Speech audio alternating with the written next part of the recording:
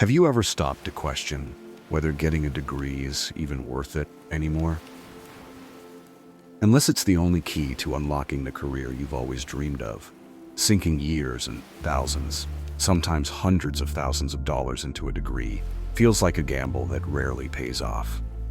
It's like we're sold this promise that a diploma equals success, but more and more, it just seems like a ticket to debt in a race that's rigged from the start.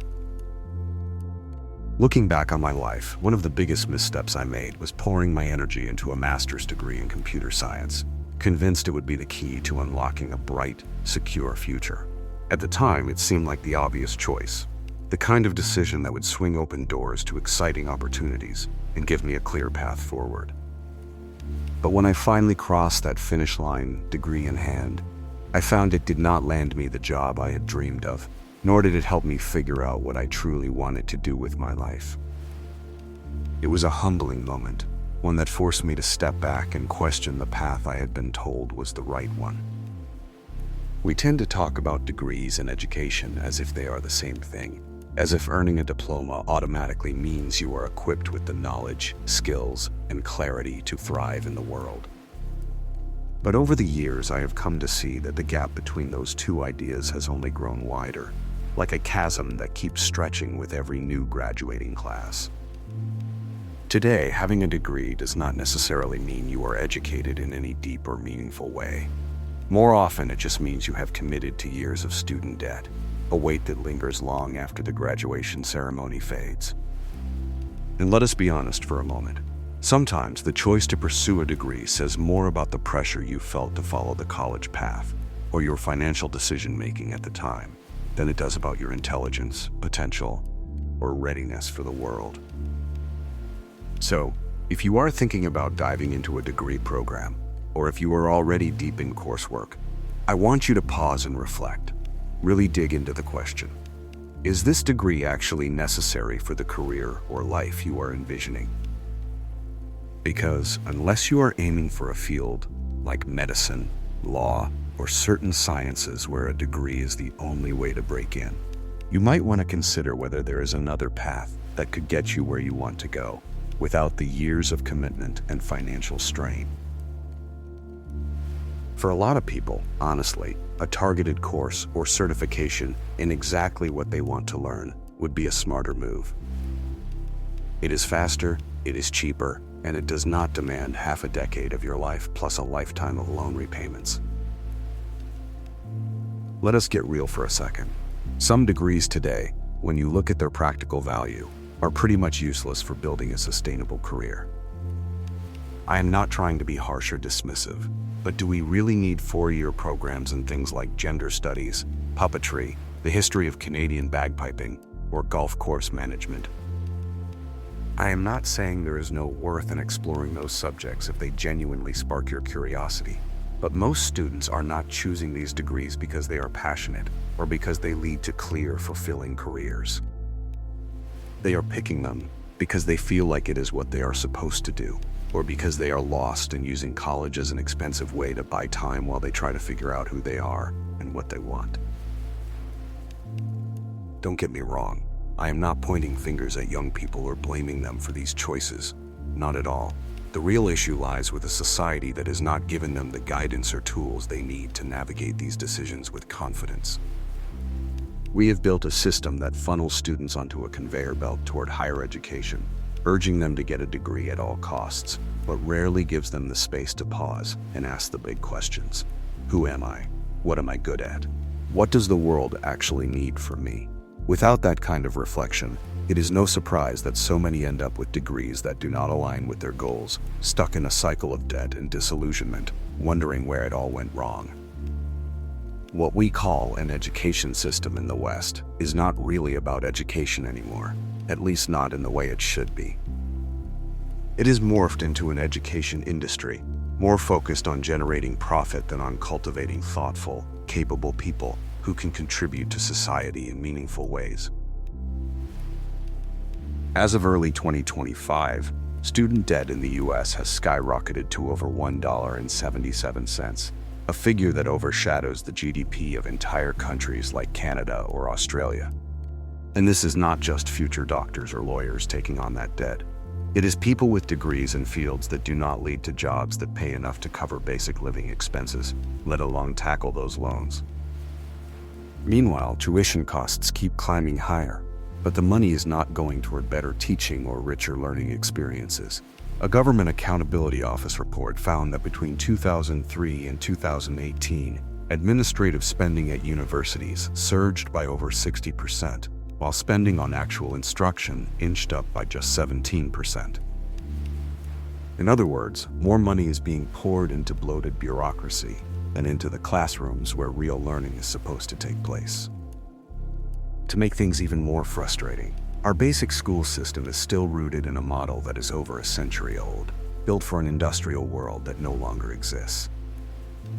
With all the advancements we have today, artificial intelligence, neuroscience, innovative learning tools, you would think we would have transformed how we educate people. But instead, we are still packing kids into classrooms, teaching them outdated material, and testing them in ways that barely reflect what they have learned or what they are capable of contributing. Educational psychology and neuroscience have shown us that people learn in vastly different ways. Some need visual cues to grasp concepts, others thrive on auditory input, and some do best with hands-on practice. Yet our schools largely ignore these insights, clinging to a one-size-fits-all approach that treats students like identical cogs in a factory, rather than individuals with unique strengths and needs. We keep running this outdated system, and then we act surprised when so many young people graduate unprepared for the complexities of the real world, struggling to find their place in a society that demands adaptability and creativity. As the philosopher Bertrand Russell wrote, "The whole problem with the world is that fools and fanatics are always so certain of themselves, and wiser people so full of doubts." This rings true when you think about how our education system pushes certainty. Get a degree, follow the path, while stifling the kind of doubt and curiosity that leads to real growth. Here is a question I keep circling back to. How many of the top students you went to school with are actually thriving today? Not just in terms of money or status, but in a deeper sense, emotionally, personally, purposefully. Honestly, I do not know a single one. Most of the so-called good students I knew, the ones who aced every test and followed the rules to the letter, are still struggling to find their footing, grappling with the same uncertainties as everyone else.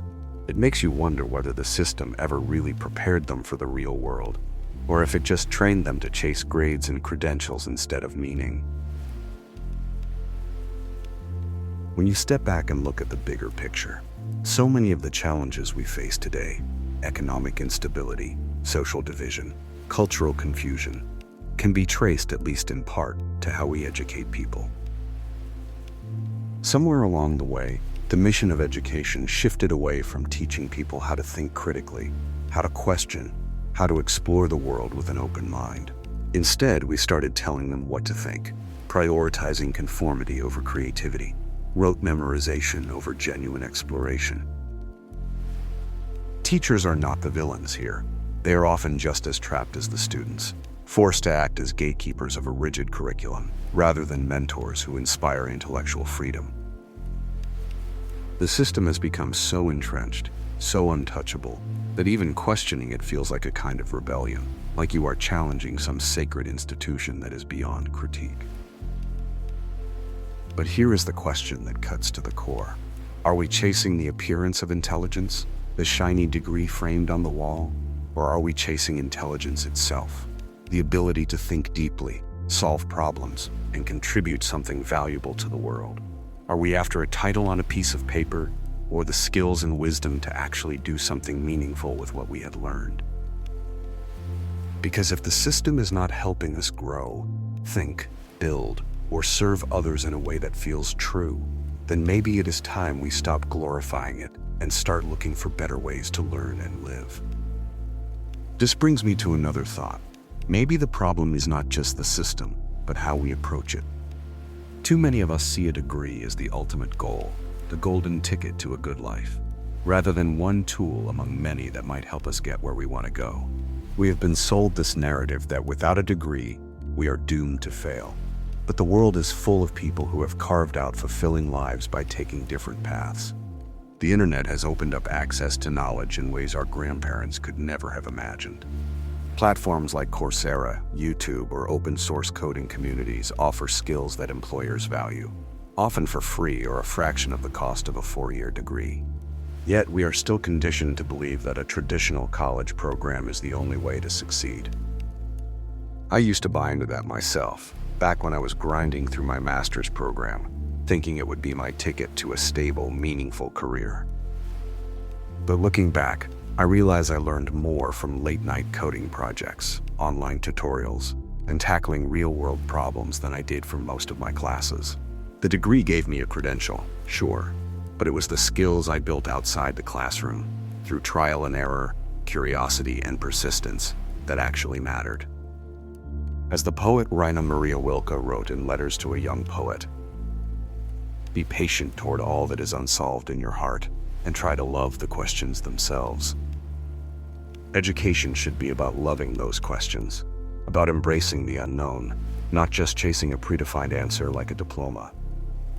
The disappointment so many feel after graduation often comes from mismatched expectations. We are promised that a degree will lead to a good life, but nobody bothers to define what good actually means.